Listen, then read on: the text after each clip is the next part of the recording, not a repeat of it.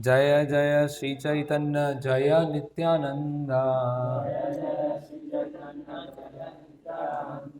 जय द्वैत चंद्र जय गौर भक्त वृंदा।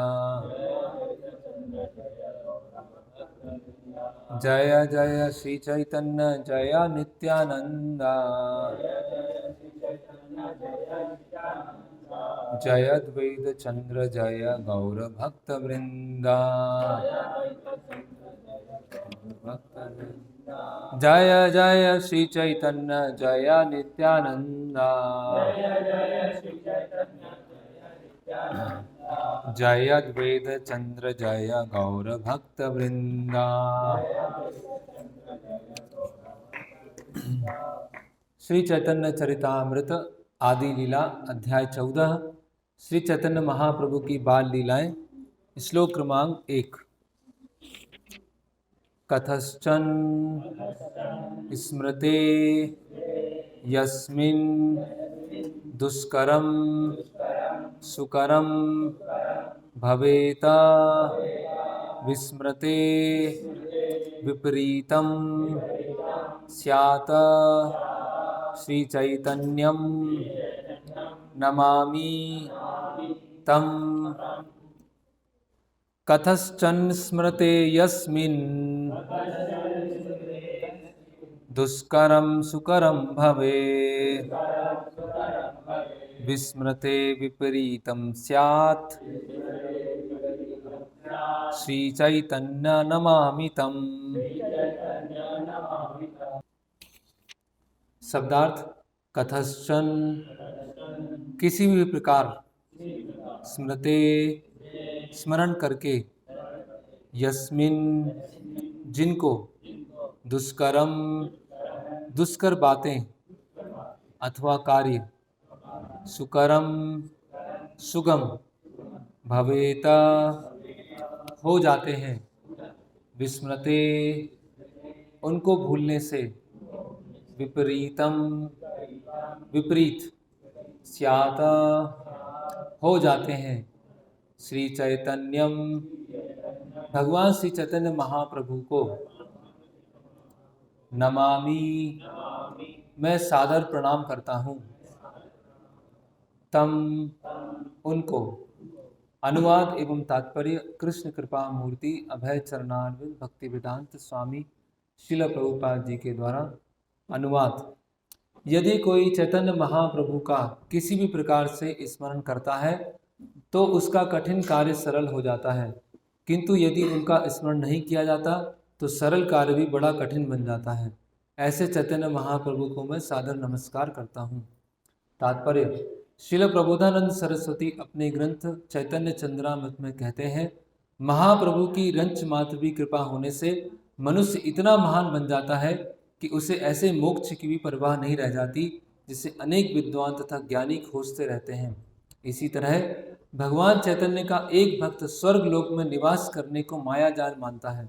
वह योग शक्ति की सिद्धि को पार कर जाता है, क्योंकि उसके लिए इंद्रियां विषदंत रहित सर्प जैसी होती हैं। सर्प अपने विषैले दांतों के कारण अत्यंत भयावना तथा घातक जीव होता है, किंतु यदि ये दांत तोड़ दिए जाते हैं तो भय का कोई कारण नहीं रहता। योग के नियम इंद्रियों को वश में करने के लिए है, किंतु जो व्यक्ति भगवान की सेवा में लगा रहता है उसके लिए इंद्रियां विषैले सांपों के समान भयानक नहीं रह जाती। यही श्री चैतन्य महाप्रभु के उपहार है।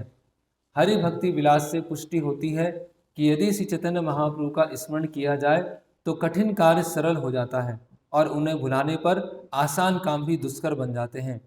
हम वास्तव में देखते हैं कि जनता की दृष्टि में जो बहुत बड़े विज्ञानी हैं वे भी इस सरल बात को नहीं समझ सकते कि जीवन की उत्पत्ति जीवन से होती है, क्योंकि उन्हें चैतन्य महाप्रभु की कृपा प्राप्त नहीं है। वे इस गलत धारणा का बचाव करते हैं कि जीवन की उत्पत्ति पदार्थ से होती है, यद्यपि वे इसे सिद्ध नहीं कर पाते। इसीलिए इसी झूठे वैज्ञानिक सिद्धांत पर आगे बढ़ रही आधुनिक सभ्यता तथाकथित विज्ञानियों के लिए अनेक समस्याओं को जन्म दे रही है। चैतन्य चरितामृत के रचयिता महाप्रभु की बाल लीलाओं का वर्णन करने के लिए उनकी शरण में जाते हैं, क्योंकि ऐसा दिव्य साहित्य मानसिक चिंतन द्वारा नहीं लिखा जा सकता। पूर्ण पुरुषोत्तम भगवान के विषय में लिखने वाले को भगवान की विशेष कृपा चाहिए। केवल शैक्षिक योग्यताओं से ऐसा साहित्य नहीं लिखा जा सकता। ओम अज्ञानति मिरंधस्य ज्ञानंचन शलाकया चक्षुरुन्मिलितं तस्मै श्री गुरुवे नमः। श्री चैतन्य मनोभीष्टं स्थापितं येन भूतले स्वयं रूप कदा मह्यं ददाति स्वापदान्तिकं। वन्देऽहं श्रीगुरो श्रीयुतपदकमलं श्रीगुरून् वैष्णवांश्च श्रीरूपं साग्रजातं सहगण रघुनाथान्वितं सजीवं साद्वैतं सावधूतं परिजनसहितं कृष्णचैतन्यदेवं श्री राधा कृष्ण पादान् सहगण ललिता श्री विशाखान्वितांश्च। नमः ओं विष्णुपादाय कृष्णपृष्ठाय भूतले श्रीमते भक्तिवेदांत स्वामिति नाम्ने नमस्ते सारस्वते देवे गौरवाणी प्रचारणे निर्विशेष शून्यवादी पाश्चात्य देशे तारणे। जय श्री कृष्ण चैतन्य प्रभु नित्यानंद श्री अद्वैत गदाधर शिवासादि गौर भक्त वृंद। हरे कृष्णा कृष्णा कृष्णा हरे हरे, हरे राम राम राम हरे हरे। हरे कृष्णा। कतश्चन स्मृते यस्मिन् दुष्करम सुकरम भवेत् विस्मृते विपरीतम स्यात् श्री चैतन्य नमामितम। तो बहुत ही सुंदर श्लोक है ये, जिसमें बताया गया है कि जो चैतन्य महाप्रभु का स्मरण करते हैं, चैतन्य महाप्रभु के अनुसार चलते हैं, उनके सामने जो कठिन कार्य है वो भी बहुत सरल हो जाता है। और जो चैतन्य महाप्रभु का स्मरण नहीं करते हैं, वो आसान बहुत छोटा कार्य है वो भी बहुत दुष्कर बन जाता है, बहुत कठिन बन जाता है। तो ऐसे चैतन्य महाप्रभु को मैं सादर नमस्कार करता हूँ। तो आज श्री जगन्नाथ मिश्र उत्सव है। जिस तरह से जन्माष्टमी के अगले दिन नंदोत्सव मनाया जाता है, जो नंद महाराज हैं वो बहुत बड़ा आयोजन करते हैं भगवान कृष्ण के प्राकट्य पर, उसी तरह से जो जगन्नाथ मिश्र हैं, जिन्होंने निमाई चैतन्य महाप्रभु के पिता होने की भूमिका निभाई, तो वो भी एक बड़े स्तर पर एक उत्सव मनाते हैं। तो उसी परिप्रेक्ष्य में आज ये कार्यक्रम किया गया है। तो चैतन्य महाप्रभु किस तरह से अपनी अलग अलग लीलाएं करते हैं, विशेषकर जो उनकी बाल्य लीलाएं हैं। एक उनकी लीला है बाल्य लीला, एक दूसरी लीला है जिसमें वो विद्वत्ता दिखाते हैं अपनी नवद्वीप में, और तीसरी उनकी लीला है गृहस्थ आश्रम की, और फिर वो संन्यास में जाते हैं। तो आज हम कुछ बाल्य लीलाओं की चर्चा करेंगे। और ये बाल्य लीलाएं कैसी हैं कि चैतन्य महाप्रभु अपनी लीलाओं के माध्यम से दोनों ही दृष्टिकोण प्रकट कर रहे हैं। वो दो दृष्टिकोण क्या है? वो साधारण एक बच्चे की तरह व्यवहार कर रहे हैं, लेकिन खेल खेल में इस चीज़ को स्थापित कर रहे हैं कि वो साधारण बालक नहीं है ना, वो पूर्ण पुरुषोत्तम भगवान है, स्वयं कृष्ण है, विष्णु है। तो अगर हम प्रॉपर सही सिद्धांत से नहीं समझेंगे तो एक जैसे साधारण बालक नटखट करता है, खेलता है, उसी तरह की लीलाएं चैतन्य महाप्रभु की लग सकती है। जैसे भगवान श्री कृष्ण भी अपनी लीला ऐसी करते हैं कि खेल खेल में बहुत सारे असुरों को मार देते हैं, खेल खेल में बहुत सारे लोगों का उद्धार कर देते हैं। तो ऊपरी तौर से, जैसे पीछे एक फोटो लगा हुआ, श्री कृष्ण बलराम की गोचरण लीला, गाय चराने जाते हैं। अभी गाय तो बहुत चराते हैं, गांव में जाएंगे तो गाय चराने तो बहुत सारे लोग जाते ही हैं, है ना। सुबह निकलते हैं अपना भोजन लेकर और शाम को वापस आते हैं। तो एक साधारण ग्वाले का गाय चराना और भगवान का गाय चराना, उसमें क्या है, बहुत बहुत विशेष अंतर है। तो उसी तरह से जन्म कर्म चा मे दिव्यम एवं वेति तत्वता त्यक्त्वा देहम पुनर्जन्म नेति मामेति स्वर्ज, कि भगवान की जो जन्म है और कर्म है वो क्या होते हैं, दिव्य स्तर पर होते हैं। तो जो उनको तत्वता समझता है, वास्तव में समझता है, तो वो समझने के पश्चात वो पुनर्जन्म नहीं लेता है। तो यहाँ पर कृष्णदास कविराज गोस्वामी भगवान की जो बाल्य लीलाएं हैं उसकी चर्चा कर रहे हैं। तो एक एक करके हम बाल्य लीलाओं का डिस्कशन करेंगे। तो सबसे पहले चैतन्य महाप्रभु की एक, अभी उनका नामकरण संस्कार नहीं हुआ है, कुछ दिनों के पश्चात उनका नामकरण संस्कार होता है। तो उससे पहले वो क्या करते हैं, बाल्य लीलाए आगे प्रभुर उत्थान शयन, पितार माता दिखाइला चिन्ह चरण। तो जब बच्चा छोटा होता है ना, जब बहुत छोटा है तो करवट नहीं ले पाता है ना, करवट नहीं लेता है ना, एक जगह पर स्थिर रहता है। लेकिन थोड़ा थोड़ा बड़ा होता है तो वो करवट लेना चालू करता है। तो सबसे पहले जो बाल्य लीला में आता है कि जो चैतन्य महाप्रभु हैं, जो अपने छोटे दिव्य सच्चिदानंद रूप में है, तो जब करवट लेते हैं तो करवट लेते समय उनकी जो जो चरण होते हैं वो ऊपर नीचे होते हैं, तो उनके माता पिता को उनके चरणों में विशेष चिन्ह दिखाई देते हैं, शंख चक्र गदा और पद्म। अभी कोई साधारण बालक है, उनके चरणों में शंख चक्र गदा पद्म नहीं होगा, लेकिन निमाई ऐसे घूम रहे हैं बिस्तर पर, अल्टी पल्टी हो रहे हैं, तो उनके जो चरणों में चिन्ह दिखाई दे रहे हैं। तो क्या होता है, एक बार गृहे दुई जन देखी लघु पद चिन्ह, ताहे शोभे ध्वज इते शंख चक्र मीन। तो जब जो निमाई हैं बहुत छोटे हैं, जैसे बच्चे होते हैं, धीरे धीरे जब चलना सीखते हैं तो किसी का सहारा लेते हैं, दीवार का सहारा लेते हैं, बिस्तर का सहारा लेते हैं, सहारा लेके खड़े हो जाते हैं। खड़े होने के बाद क्या करते हैं, थोड़ा चलते हैं, और जैसे चलते हैं वे गिर जाते हैं, फिर खड़े होते हैं, फिर चलने का प्रयास करते हैं, फिर गिर जाते हैं। तो एक बार वो जो छोटे बालक हैं इस तरह से चल रहे थे, गिर रहे थे, चल रहे थे, गिर रहे थे, तो पूरे घर में चिन्ह बन गए, शंख चक्र गदा पद्म के चिन्ह बन गए। तो जगन्नाथ मिश्र और सची माता विचार करने लगे कि हमारे घर में ऐसे चिन्ह कहाँ से आ गए, ये चिन्ह कैसे बन गए। देखिया दुहार इते जन्मील विस्मय, कार पद चिन्ह घरे नाथ पाए निश्चय। तो जगन्नाथ मिश्र और सची माता सोच रहे हैं कि ये हमारे घर में तो ऐसे कभी, है ना, उसमें हाथी दांत होता है ना, एक ध्वजा होता है, चक्र होता है, ऐसे अलग अलग चिन्ह होते हैं, तो हमारे घर में तो कभी ऐसा दिखा ही नहीं है, आज ये कैसे हो गया। तो अभी जो जगन्नाथ मिश्र हैं, सची माता है, वो चैतन्य महाप्रभु के प्रति उनका वात्सल्य की भावना है। तो वात्सल्य की भावना होने से चैतन्य महाप्रभु ऐसे अलग अलग चिन्ह जो है प्रकट करते हैं, जिससे पता चलता है कि वो स्वयं भगवान है। लेकिन वात्सल्य प्रेम की इतनी प्रगाढ़ता है कि वो उस पर ध्यान नहीं देते।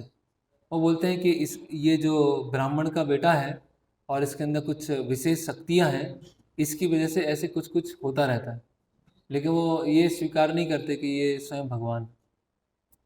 मिश्र कहे बाल गोपाल आछे शिला संगे, तेहो मूर्ति हना घरे खेले जानी रंगे। तो जगन्नाथ मिश्र क्या बोले हैं कि हमारे घर में जो शालिग्राम शिला है ना, शालिग्राम शिला क्या है, स्वयं भगवान है, भगवान विष्णु है। तो कभी कभी क्या होता है, ये जो शालिग्राम शिला है वो शिशु का रूप धारण कर लेती, कृष्ण बन जाती है, और इस शालिग्राम शिला जो है, जो कृष्ण रूप बन गई है, वो हमारे घर में खेलती है, हमारे कक्ष में खेलती है, आंगन में खेलती है। तो उसके कारण ये चिन्ह बन गए होंगे, इसीलिए वो बोलते हैं। हाँ, ऐसा होता होता था पहले। ऐसे ब्राह्मण होते थे जो बहुत अच्छे से सेवा करते थे, तो भगवान उनके साथ आदान प्रदान करते थे। तो उस तरह से जगन्नाथ मित्र ऐसे सोचते हैं। फिर क्या हुआ कि निमाई पंडित खेलते खेलते सेई क्षण जागी निमाई करे कृंदन, अनेक लाना सची पिलाई स्थाना। तो वो निमाई जो है वो लेटे हुए हैं और ऐसे जोर जोर से रोने लगते हैं, सो रहे होते हैं और जोर जोर से रोने लगते हैं। तो सची माता और जगन्नाथ मिश्र उनके कक्ष में जाते हैं, सची माता उनको गोद में लेते हैं और उनको दूध पिलाते हैं। तो जब वो दूध पिलाते हैं तो उनके जो पैर हैं वो ऊपर नीचे होते हैं, और जब पैर उनके ऊपर नीचे होते हैं तो सची माता उनके ऐसे पैर पकड़ लेती हैं और देखती हैं, अरे ये क्या है, ये हमारे निमाई के पैर में ही इतने सारे चिन्ह हैं, यही घूमता रहता है यहाँ पर।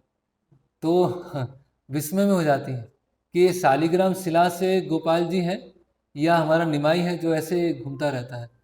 फिर वो सोचते हैं कि अभी छोड़ो, इस पर इतना विचार करने की जरूरत नहीं है, जो भी है।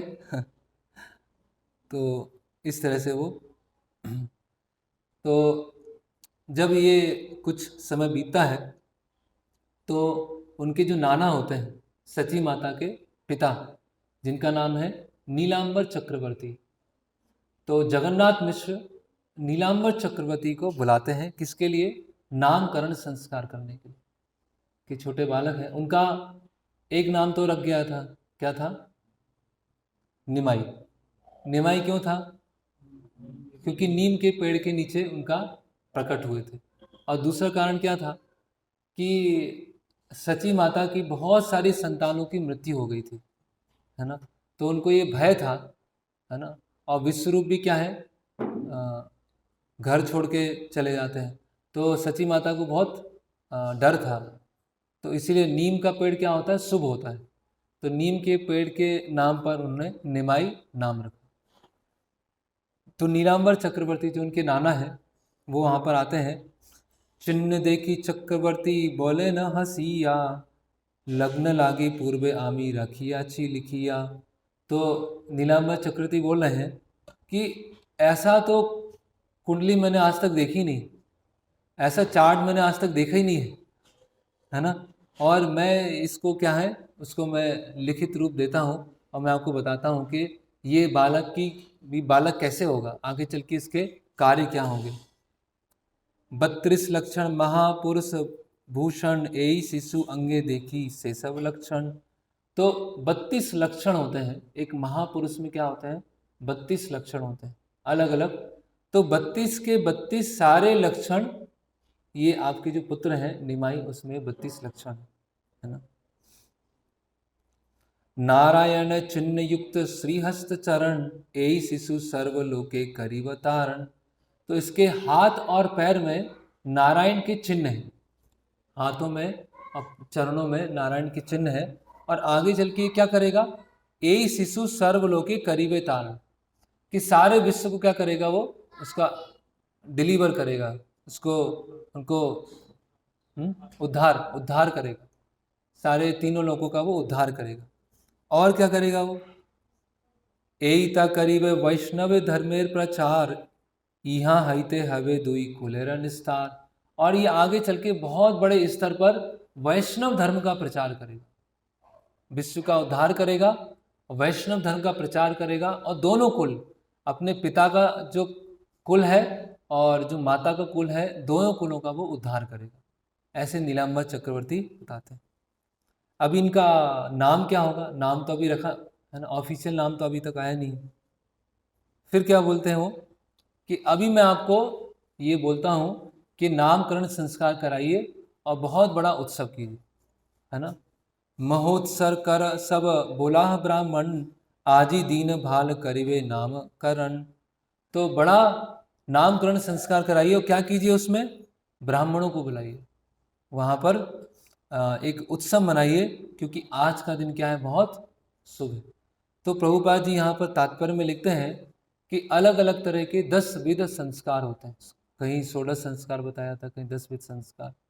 तो वैदिक संस्कृति में क्या होता है कि जो भी संस्कार मनाया जाता है उसमें जो केंद्र होते हैं वो नारायण होते हैं, कृष्ण होते हैं, है ना।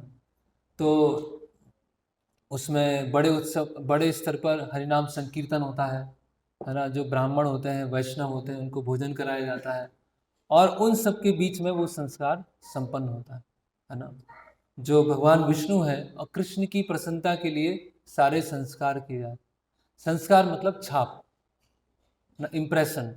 हमारी जो चेतना है, हमारा जो मन है, उसके ऊपर क्या पड़ रही? छाप पड़ती आ रही।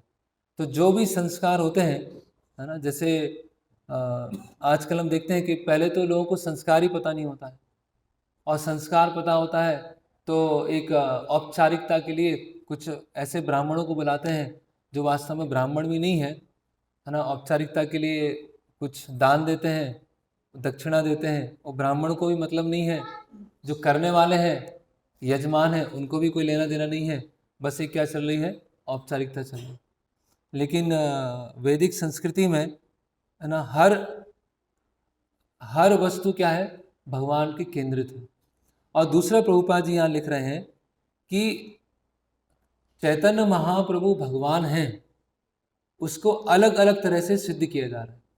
उनके चरण चिन्ह क्या है, उनके हाथों में चिन्ह क्या है, शास्त्रों में क्या बताया गया है, शास्त्रों में भविष्यवाणी क्या है, और नीलांबर चक्रवर्ती खुद क्या बता रहे हैं, इससे पता चलता है कि ये भगवान है ना। प्रभुपाद बोले कि बंगाल में हर गांव में भगवान है, हर गांव में भगवान है, और हर गांव में जगत गुरु है। वो जगत गुरु हो सकता है गांव के बाहर भी निकले हों, लेकिन है वो जगत गुरु, है ना। और जो हर गांव के अपने अपने भगवान है ना। तो अगर भगवान है तो केवल एक चीज से वो सिद्ध नहीं होंगे। शास्त्रों में उनका नाम कहाँ है, शास्त्रों में उनकी एक्टिविटीज़ के बारे में बताया गया है, उनके चिन्हों के बारे में बताया गया है, उनके समकालीन लोग क्या बोल रहे हैं, जैसे यहाँ 32 लक्षण महापुरुषों के बताए गए हैं।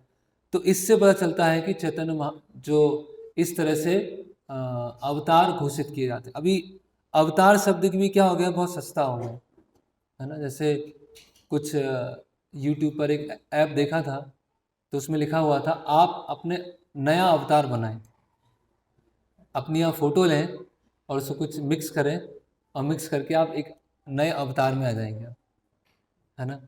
और एक जगह लिखा था घड़ी डिटर्जेंट नए अवतार में,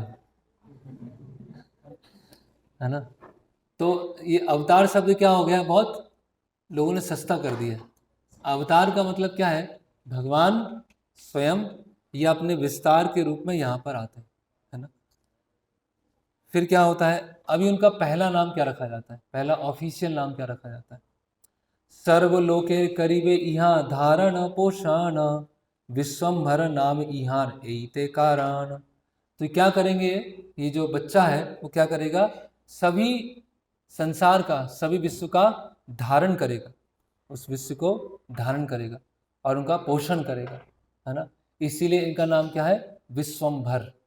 विश्वम्भर जो विश्व का क्या करेंगे, भरण पोषण करेंगे, इसलिए उनका नाम ये पड़ा।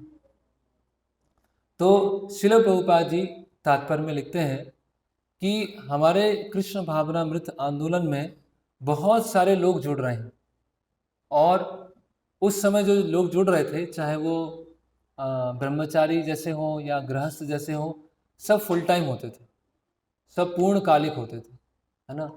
अल्पकालिक अर्धकालिक ऐसा नहीं है, सब पूर्णकालिक होते थे। तो प्रभुपाद जी लिखते हैं कि हमारे हरे कृष्ण आंदोलन में इतने सारे लोग जुड़ रहे हैं, लेकिन हमारे ये खाने और सोने की कोई कमी नहीं है। हमें कभी विचार नहीं करना पड़ता है कि अगले दिन भगवान को भोग कैसा लगेगा, अगले दिन हमारे से जो जुड़े हुए जो लोग हैं उनको भोजन कैसे मिलेगा, हमें कोई विचार करना नहीं पड़ता, क्योंकि हमारे हरे कृष्ण आंदोलन को कौन चला रहे हैं, विश्वम्भर चला रहे हैं। तो विश्वम्भर जो है, जो संसार का पालन पोषण करते हैं, तो उनके नाम के प्रचार के लिए जो आंदोलन है, उस आंदोलन का भरण पोषण भी कौन करेंगे, विश्वम्भर करेंगे। तो इस तरह से प्रभुपाद यहाँ बता रहे हैं। सुनी सची मिस्से मने आनंद त बड़ीला, ब्राह्मण ब्राह्मण आनी महोत्सव कैला। तो महोत्सव किया और ब्राह्मण ब्राह्मणी सब आए और उन्होंने वैदिक मंत्रों का उच्चारण किया, और वैदिक मंत्रों के उच्चारण के द्वारा उनका नामकरण संस्कार जो संपन्न हुआ, विश्वम्भर। अभी क्या होता है आगे, अभी उनके बचपन की थोड़ी शरारत है ना। बचपन में किस तरह से वो छोटे छोटे बच्चों को परेशान करते हैं अपने पड़ोसी, और माता के साथ कैसे तर्क वितर्क करते हैं, कैसे आर्ग्यूमेंट करते हैं, उसके बारे में देखते हैं। तो एक बार क्या होता है, चैतन्य भागवत में बताया है कि अभी घुटनों के बल चलना सीख जाते हैं, जो विश्वम्भर होते हैं घुटनों के बल चलना सीख जाते हैं, और घुटनों के बल चलते चलते चलते चलते उनके आंगन में एक सांप आ जाता है ना। और जैसे ही वो सांप आता है तो विश्वम्भर क्या होते हैं, चलते चलते चलते उसके सांप के पास पहुंच जाते हैं, और जैसे ही सांप के पास पहुंचते हैं तो सांप क्या करता है, ऐसे अपनी कुंडली बना लेता है, और विश्वम्भर क्या होते हैं, ऐसे उसके ऊपर बैठ जाते हैं, ऐसे चुपचाप बैठे रहते हैं। तो सची माता जैसी आती हैं तो सांप तुरंत वहाँ से भाग जाता। तो वो कौन थे वो सांप? अनंत शेष। अनंत शेष आए थे थोड़े समय के लिए, जो भगवान मूल नारायण है, विष्णु है, वो थोड़ा सा विश्राम कर लें, इसलिए वो सांपों की सांप वो ऐसे सॉफ्ट सैया है वो बन जाए, इसके लिए वो सांप आते हैं। फिर क्या होता है आगे? एक और वो ऐसे करते हैं, ऐसे बताया जाता है कि जो बचपन में बहुत चंचल होता है, शरारती होता है, वो आगे चल के बहुत बुद्धिमान होता है। तो चैतन्य महाप्रभु ये कुछ ऐसी कार्य करते थे। क्या होता है कि चैतन्य महाप्रभु रोने लगते थे, रो रहे हैं रो रहे हैं रो रहे हैं रो रहे हैं, कोई चुप नहीं करा पा रहा है। तो जगन्नाथ मिश्र और सची माता क्या करते थे, अपने आसपास के पड़ोस से बहुत सारी माताओं को बुला लेते थे। अब बहुत सारी माताएं वहाँ पे इकट्ठा होती थी और हरे कृष्ण मंत्र का उच्चारण करती थी। और जैसे ही हरे कृष्ण महामंत्र का उच्चारण होता था, निमाई चुप हो जाते थे। अभी हरे कृष्ण महामंत्र चलता था और जैसे ही वो बंद करते थे, जैसे घर जाने की तैयारी होते थे, वैसे फिर रोने लगते थे। तो अभी जो आसपास से जो स्त्रियां सब आई हैं, वो अभी हमेशा पूरे दिन तो नहीं रह सकती हैं। तो जगन्नाथ मिश्र ने क्या किया कि अपने घर में 24 घंटे कीर्तन चालू करा दिया। तो जब उनको रोने का अवसर ही नहीं मिलेगा, क्योंकि वो हमेशा हरि नाम सुनना चाहते हैं। तो रोने के बहाने से उन्होंने क्या किया, चैतन्य महाप्रभु ने बचपन में ही प्रचार करना चालू कर दिया और अपने ही घर में 24 आवर्स कीर्तन मंडली बैठ गई, जो हमेशा कीर्तन करती थी। ओके, अभी एक दिन क्या हुआ, तब कत दिन खेला पद चक्रमन, शिशु गले मिली कैला विविध खेलन। तो बच्चों के साथ बहुत सारे ऐसे खेलते थे वो। तो एक बार क्या हुआ, सची माता ने उनको बुलाया कि बोले कि बहुत खेल हो गया, अभी इतने समय से खेल रहे हो, है ना, भूख लगी होगी, चलो। तो वो क्या करते हैं, एक मिट्टी का पात्र होता है, मिट्टी के पात्र में संदेश होता है, खीर होती है, कुछ मिठाई होती है, वो ऐसे उनको दे देते हैं, है ना। और सची माता अपने गृह कार्य में चली जाती है। एते बोली गेला सची गृह कर्म करी थे, लोका ना लागिले शिशु मृतिका खाई थे। तो क्या किया चैतन्य महा निमाई पंडित ने, क्या किया, वो संदेश खीर वो नहीं खाई, मिट्टी खाना चालू कर दिया, मिट्टी वो खाना उन्होंने चालू कर दिया। तो सची माता थोड़ी देर में आती हैं अपने गृह कार्य करके, और क्या बोलती हैं, देखी सची धाना आइला करी हाय हाय, माटी कांदी हना कहे माटी के ने खाए। तो सची माता बोल रही है, वो क्या कर रहा है ना, मतलब इतना घर में सब कुछ बनता है, इतनी सारी मिठाई बनती है, और मिट्टी खा रहे हो तुम, किसने सिखाया तुमको, मिट्टी खाई जाती है। तो अभी निमाई क्या बोलते हैं, अभी अपनी माता को मायावाद पढ़ाएंगे, माता को मायावाद पढ़ाते, क्या बोलते हैं, कांदिया बोले ने शिशु केने कर रोसा, तुम्ही माटी खाइते दिले मोर किवा दोष। तो वो क्या बोल रहे हैं, बोले आप गुस्सा क्यों कर रहे हैं, आपने तो मिट्टी दिया था खाने के लिए, आपने मिट्टी दिया खाने के लिए और मैं मिट्टी खा रहा हूँ। तो सची माता सोचने लगती है, मैंने तो कुछ मिट्टी दिया नहीं, कुछ ये क्या ऐसे ऐसे बोल रहा है कि मिट्टी दिया। तो वो क्या क्या बोलते हैं कि देखिए, जो खीर है, जो संदेश है, जो मिठाई है, अंततः जिन सब चीज़ों से बनी है वो मिट्टी से उत्पन्न होती है। तो जो हर चीज अंततः भूमि भूमि पर आश्रित है, पृथ्वी पे आश्रित है, मिट्टी पे आश्रित है। तो अगर मैं मिट्टी खाऊं या इनको खाऊं, इसमें क्या फर्क पड़ेगा, एक ही है ना दोनों। माट खाई संदेश अन्न युक्त माटेर अभिकार, इहो माटी सेहे माटी के भेद विचार। ये भी मिट्टी है वो भी मिट्टी है, इसमें क्या है, एक ही तो है सब, है ना। तो चैतन्य महाप्रभु मायावाद का प्रचार कर रहे हैं। तो फिर क्या बोलते हैं कि जो शरीर है वो भी मिट्टी से बना हुआ है, जो खाने वाली चीजें हैं वो भी मिट्टी से आती हैं। तो शरीर जो है वो भी मिट्टी का है, और जो खाने वाली वस्तुएं हैं वो भी मिट्टी की है, तो अगर मैं मिट्टी खा रहा हूँ तो शरीर को तो लगेगा, और किसको लगेगा?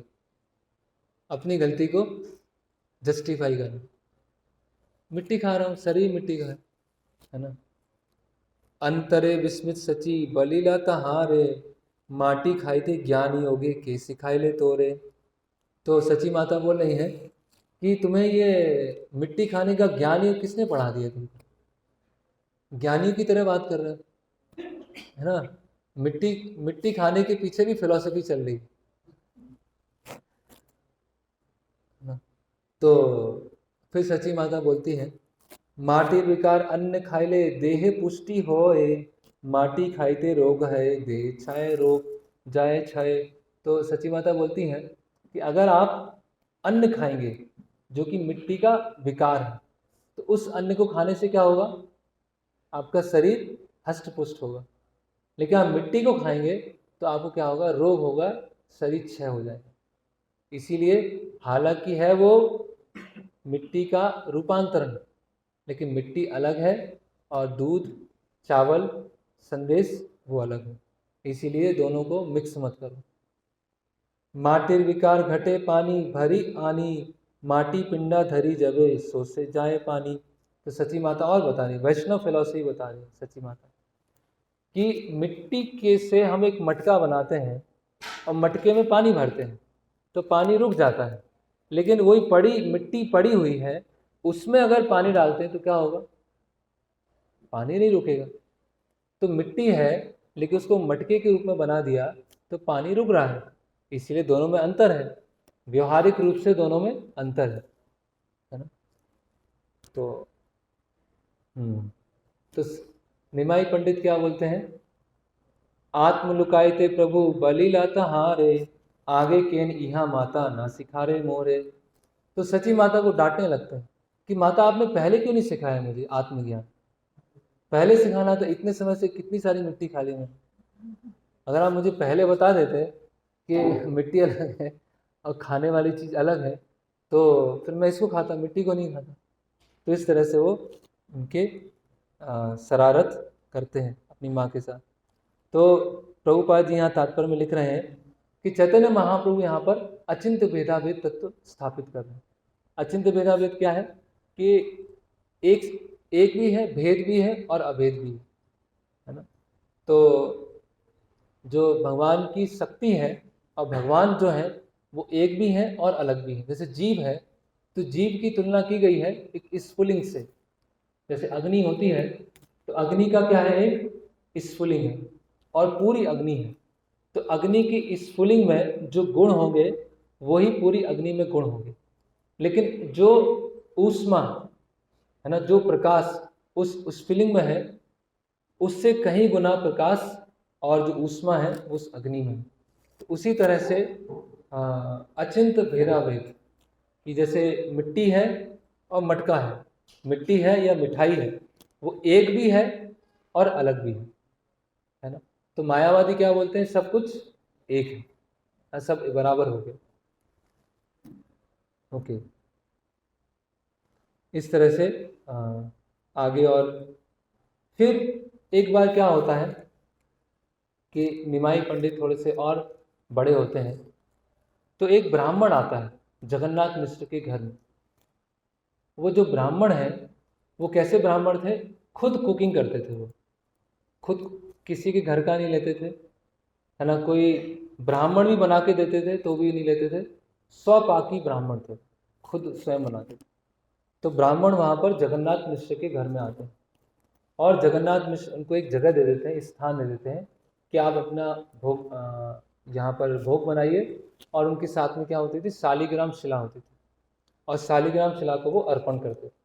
तो ब्राह्मण ने बहुत गंगा जल लेके आए, बहुत सारी भोज्य सामग्री रखा, सब्जियां रखा, बहुत लंबे समय तक कुकिंग किया और कुकिंग करने के बाद शालिग्राम शिला के आगे रख दी और उन मंत्रों का उच्चारण करने लगे, शालिग्राम शिला को अर्पण करने लगे। तो मंत्रों का उच्चारण करते रहे, करते गए और जैसी आंखें खुली तो देखा कि निमाई सब खा रहे हैं बैठ के। निमाई वहाँ पर सारी चीज़ें खा रहे हैं। तो ब्राह्मण को आया गुस्सा कि कैसा शरारती बालक है, मैं भगवान को अर्पण कर रहा हूँ तो ये बालक खुद ही खा गया है। तो ब्राह्मण सोचते हैं कि अब तो ये दूषित हो गया, अब मुझे कुछ दूसरा बनाना पड़ेगा। और जगन्नाथ मिश्र को बोलते हैं कि आपका बालक तो बहुत ही शरारती है और ये मुझको तो भोग ही अर्पण करने देता है। तो ब्राह्मण क्या होते हैं, दोबारा फिर पाक करते हैं, दोबारा रसोई बनाते हैं, फिर पूरा समय जाता है, फिर वो शालिग्राम शिला के सामने रखते हैं, फिर प्रार्थना करते हैं, और जैसे ही प्रार्थना करते हैं फिर निमाई आ जाते हैं और फिर खाना चालू कर देते हैं, है ना। तो ब्राह्मण बहुत परेशान हो जाता है। ब्राह्मण सोचता है कि पता नहीं मुझसे कुछ अपराध हो रहा है, आज भगवान विष्णु मुझसे ग्रहण करना नहीं चाहते हैं और ये बच्चा बालक बीच बीच में आके ये सब व्यवधान ला देता है। तो फिर जाते हैं जगन्नाथ मिश्र के पास, और जगन्नाथ मिश्र बोलते हैं कि अब मैं क्या करूँगा, इसको कमरे में बंद कर दूंगा कि कहीं निकलेगा ही नहीं है। आप आराम से बनाइए, शालिग्राम जो है उनको अर्पण कीजिए और बच्चे को बंद करके रखता हूँ, कहीं नहीं निकलेगा। तो फिर ब्राह्मण होते हैं, फिर पाक करना चालू करते हैं, फिर बनाते हैं, फिर शालिग्राम शिला उनके सामने रखते हैं, और फिर क्या होता है, फिर से निमाई पंडित वहाँ पे आ जाते हैं और फिर खा जाते हैं। तो जो ब्राह्मण होता है वो रोने लगता है कि आज तो मैं कुछ अर्पण कर ही नहीं पाऊँगा, आज मैं कुछ प्रसाद ले ही नहीं पाऊँगा, क्या है। तो जो निमाई जो है विश्वम्भर है, बोलते हैं कि तुम ऐसे परेशान मत हो, कि जब द्वापर युग में नंद महाराज के घर पे मैं था तो तुम एक ब्राह्मण के रूप में आए थे, और उस समय मैंने तुमको इतना ही परेशान किया था, और इसीलिए मैंने अभी भी तुमको इतनी ही परेशान किया, है ना। तो तुम किसी को ये बात बताना मत कि मैं जो द्वापर में नंद महाराज के घर पे था, कृष्ण था, अभी मैं जगन्नाथ मिश्र घर में विश्वम्भर के रूप में हूँ, किसी को बताना मत। तो जो ब्राह्मण होता है वो उसको पता चल जाता है कि वास्तव में जो मैंने बनाया सब भगवान ने ग्रहण कर लिया। निमाई पंडित जो निमाई है उनने सब ग्रहण कर लिया। फिर क्या होता है कि सची माता निमाई को बहुत सारे गहने पहनाती थी, है ना, बाजूबंद है, कलाई में पहनाती थी, है ना, पायल पहनाती थी, गले में पहनाती थी, सिर में पहनाती थी। तो ऐसे जो निमाई थे वो पूरा चमचमाते रहते थे, और निमाई के शरीर की जो कांति इतनी तेज थी कि जो आभूषण है वो और अधिक आभूषित हो जाते थे, वो आभूषण और चमकने लगते थे जब निमाई उनको ग्रहण करते थे। तो एक बार क्या हुआ कि दो चोर आए, और दो चोर जो हैं जगन्नाथ मिश्र के घर के पास में खड़े हुए थे, और दोनों चोर ने देखा कि ये बालक ऐसे ही घूम रहा है और इतने सारे गहने पहन रखे हैं इसने। तो हम क्या करते हैं, बालक को उठाते हैं और उठा के दूर ले जाते हैं, और दूर ले जाने के बाद इसको मार देंगे और सारे गहने चुरा लेंगे, है ना। तो चोर वहाँ आते हैं और विश्वम्भर उठाते हैं, कंधे में बैठाते हैं और दूर ले जाते हैं। तो जो विश्वम्भर है, निमाई है, अपना ऐसा एक मतलब मोह, जो माया माया का प्रभाव करते हैं कि चोर दौड़ते दौड़ते दौड़ते दौड़ते दौड़ते दौड़ते कई घंटे के बाद जगन्नाथ मिश्र के घर के सामने खड़े दौड़ते गए दौड़ते गए दौड़ते गए और जगन्नाथ मिश्र के घर के सामने आए। तो वो दोनों चोर सोचते हैं ये हो क्या गया, हम तो निमाई को पकड़ के दूर ले आ रहे थे, हम तो दौड़ते दौड़ते इधर ही आ गए, उनके घर के सामने खड़े। तो वो डर जाते हैं कि अगर किसी ने देख लिया कि ये हम लोग कंधे में बैठा के इसको ले जा रहे थे निमाई को, तो हमको तो मारेंगे। तो चोर क्या करते हैं, कंधे से उठाते हैं और निमाई को रखते हैं और भाग जाते हैं। तो इस तरह से निमाई पंडित जो है ऐसे खेल खेलते रहते थे, और खेल खेल में अपनी भगवत्ता को स्थापित करते थे, किस तरह से वो स्वयं कृष्ण। तो एक घटना और होती है कि जैसे हम देखते हैं भगवान के जो विग्रह हैं, राधा कृष्ण हैं या फिर शालिग्राम शिला है, तो एकादशी के दिन उनको भी अन्न प्रसाद लगता है, उनको एकादशी प्रसाद नहीं लगता। जो फास्टिंग होता है भगवान का फास्टिंग नहीं होता, फास्टिंग हमारे लिए होता है ना। इसीलिए जब हम फास्टिंग रखें तो घर में हम कुछ अर्पण कर सकते हैं, है ना। अगर हम व्यक्तिगत रूप से कोई निर्जला रख रहा है, एक टाइम ही ले रहा है, लेकिन जितना घर में रेगुलर डेज में भोग लगता है उतना ही रेगुलर डेज में भगवान को भोग लगना चाहिए। फास्टिंग हमारी भगवान की फास्टिंग नहीं है। तो क्या करते हैं कि जो निमाई है वो बीमार होने का नाटक करते हैं, है ना। और उस दिन थी एकादशी, है ना। तो निमाई बोलते हैं तो मैं तो बीमार हूँ और मुझे क्या है, अन्न खाए बिना तो काम नहीं चलेगा, मैं तो अन्न ही खाना है ना। तो जगन्नाथ मिश्र बोलते हैं कि आज तो एकादशी है। बोले नहीं, ये तो मुझे अभी तो मैं बीमार हूँ और मुझे तो अन्न प्रसाद ही लेना है ना। तो पास में उनके आ, पड़ोस में हिरण्य और जगदीश नाम के दो भक्त रहते थे, भगवान कृष्ण के भक्त। तो उनके घर में क्या थी, शालिग्राम शिला थी। पहले सभी ब्राह्मणों के घर में शालिग्राम शिला होती थी। तो हिरण्य और जगदीश वो क्या करते हैं, वो निश्चित करते हैं कि आज एकादशी के दिन हम भगवान के लिए बहुत अच्छा अन्न प्रसाद अन्न भोग बनाएंगे और अर्पण करेंगे, एकदम ऐश्वर्य, एकदम ऑप्युलेंट बनाएंगे। और वो बना रहे होते हैं, अर्पण भी हो जाता है, निकला होता है, और उसी समय जगन्नाथ मिश्र पहुंचते हैं। अभी बच्चा है, बाल हट कर रहा है, तो जगन्नाथ मिश्र पहुंचते हैं। वो बोलते हैं कि वो जो हमारा बच्चा है वो बीमार है, और उसने कहा है कि वो जो पड़ोस में जगदीश और हिरण्य है उनके यहाँ बहुत अच्छा विष्णु प्रसाद है, वो लेके आओ, उससे मेरी बीमारी जाएगी। तो हिरण्य और जगदीश जो है सोचने लगते हैं कि आपके बालक को कैसे पता कि आज हम इतना अच्छा भोग लगाने वाले हैं शालिग्राम शिला को। तो वो क्या हो जाते हैं, विस्मित हो जाते हैं। रोज़ तो हम ऐसे ही साधारण ऐसे भोग लगाते हैं, लेकिन आज हमने बहुत अच्छा, बहुत बढ़िया बनाया था, है ना। तो जब ये सब लीलाएं होती हैं तो जगन्नाथ मिश्र क्या सोचते हैं कि मेरे जो बच्चा है उसके ऊपर कुछ ना कुछ ऐसे अलौकिक शक्तियाँ हैं, जिन अलौकिक शक्तियों के कारण वो चीज़ों को जान जाता है ना। फिर आगे क्या होता है कि अभी दूसरे बच्चों के साथ वो क्या करते हैं। अभी तो एक खुद की शरारतें हो गई, अब दूसरे बच्चों के साथ वो क्या करते हैं। शिशु सब लय पाद पदा शिर घारे, चूरी करे द्रव्य खाए मारे बालाकारे। तो क्या करते थे वो, बच्चों के साथ खेलते थे, जैसे सब बच्चे, छोटे छोटे बच्चे सब खेलते हैं। तो खेलते खेलते दूसरे के घर पहुंच जाते थे और दूसरे बच्चों की पिटाई करते थे। और उनके घर में जो कुछ खाने की चीज़ें होती थी उसको लाके अपने घर ले आते थे और आराम से बैठ के खाते थे।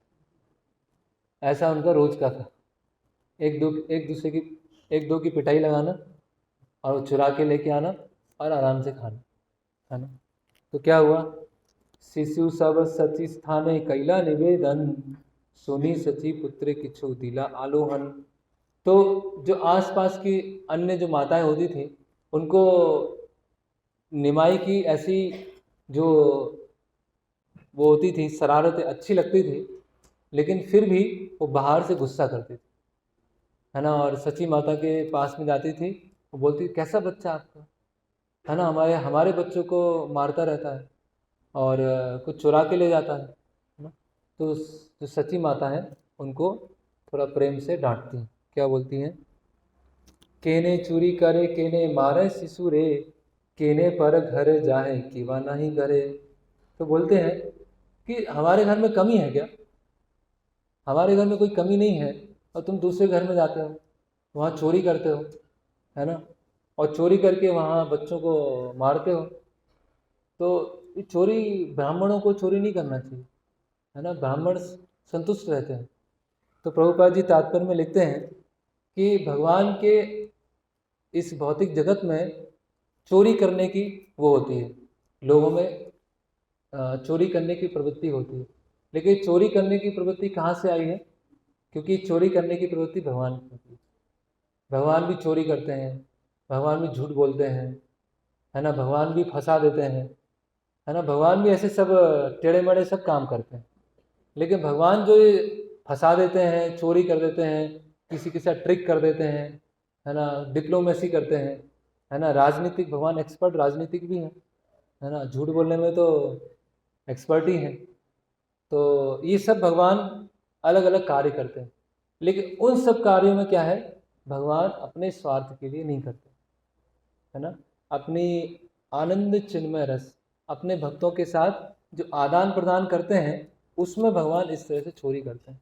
अब भगवान चोरी करते हैं या डर के मारे भाग जाते हैं तो भगवान प्रसिद्ध हो जाते हैं, है ना। रण छोड़ रहा है, रण छोड़ रहा है एक मंदिर है ना, माखन चोर, है ना। तो भगवान चोरी भी कर रहे हैं, कुछ गलत कार्य भी कर रहे हैं, लेकिन प्रसिद्ध। लेकिन अगर हम ऐसा करेंगे जो कि भगवान की सेवा के निमित्त नहीं है, कई ऐसे भक्त हुए हैं उन्होंने भी चोरी किया।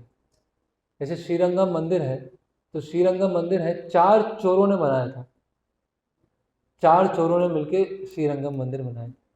और 4 चोर वो डकैत थे, उन्होंने चोरी किया, डाका डाला, सब पैसा इकट्ठा किया और उससे मंदिर बना, लेकिन स्वयं के लिए कुछ भी धन उपयोग नहीं किया।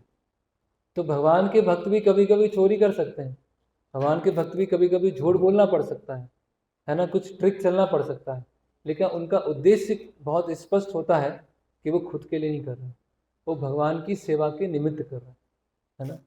तो प्रभुपाद यहाँ समझा रहे हैं कि जन्मादि अस्य यथा, सभी चीज़ें भगवान से आती हैं, तो चोरी करने की प्रवृत्ति है वो भी भगवान से आ रही है। फिर क्या बोलते हैं, सुनिकृत होइला प्रभु घरे भीते जाना, घरे जाना भांड छिल फैलाइले भांगिया। तो जब सची माता ने उनको डांटा कि चोरी क्यों करते हो, हमारे घर में कमी है क्या, तो जैसे बालक होते गुस्से में आ जाते हैं, तो निमाई पंडित भी गुस्से में आ गए और माता की बात सुना नहीं, और घर के अंदर गए और जो दही और दूध का घड़ा भरा था उसमें छड़ी मारा जोर से कि मुझे डांटने की जरूरत कैसे हुई, कैसे मुझे डांट दिया, और गुस्से में जाके सब तोड़ दिया, है ना। तबे सची कोले करी कराइला संतोष, लज्जिता हैला प्रभु जानी निज दोष। तो सची माता ने क्या किया, वो निमाई को बुलाया और थोड़ा सा अपने गोद में रखा, थोड़ा हाथ ऐसे किया और बोले अभी तक इतना गुस्सा होने की ज़रूरत नहीं है, ठीक है। और फिर जो निमाई होते हैं वो बहुत क्या हो जाते हैं, लज्जित हो जाते हैं और अपनी गलती को स्वीकार करते हैं। और एक बार क्या होता है, इसमें बताया जा रहा है तात्पर्य में, कि कभी कभी निमाई क्या करते थे, पड़ोसी के घर के बच्चों के पास जाते थे और उनके कान में पानी डाल देते थे और बच्चा रोने लगता और भाग के अपने घर में वापस आ जाते। अब पता ही नहीं चलेगा क्यों रो रहा है बच्चा, क्या किया, मैंने तो पानी नहीं डाला। तो ऐसे निमाई पंडित कुछ कुछ करते रहते। फिर एक बार क्या हुआ कि ऐसे ही सची माता के साथ में खेल रहे थे निमाई, कबू मृदु हस्ते कैला माता का ताड़न, माता के मूर्छित देखी करे क्रंदन। तो एक बार निमाई आए, अपनी माता के सिर पर धीरे से ऐसे मार दिया, तो सची माता क्या हो गई, बेहोश होने का नाटक था और बेहोश हो गई। तो अभी निमाई पंडित सोचने लगे अरे क्या कर दिया मैंने, और जोर जोर से रोने लगे, क्या मैं तो मार दिया, अपनी माँ को मार दिया। बेहोश हो गई वो तो, है ना। नारी गणे कहे नारी, नारी लेकर देह आनी, तबे सुस्त हईवे तुम्हार जननी। तो क्या बोलते हैं, अन्य जो स्त्री आ गई, बोले अरे सची माता बेहोश हो गई और निमाई ने ऐसा कर दिया। और तो अन्य जो नारी होती हैं वो बोलती हैं कि आप एक नारियल पानी लेके आइए, कोकोनट लेके आइए, तो अपनी माता को आप देंगे तो वो ठीक हो जाएंगे। तो वो क्या करते हैं, तो निमाई पंडित बाहर जाते हैं, बाहिरे जाना आनी दुई नारी केल, देखिए अपूर्व हिला विस्मित सकल। इसमें पूरा नहीं बताया है, वहाँ मायापुर में बताते हैं जब जाते हैं कि चैतन्य महाप्रभु वहाँ जाते हैं और नारियल का कुछ तना होता है या जड़ होती है, उसको लगाते हैं, आंगन में लगाते हैं और तुरंत नारियल का पेड़ लग जाता है। तो जड़ लगाते हैं और नारियल का पेड़ खड़ा हो जाता है और उससे नारियल तोड़ के अपनी माता सची माता को वो दे देते हैं और सची माता फिर उठ जाती है। तो इस तरह से भगवान अलग अलग पास टाइम करते हैं।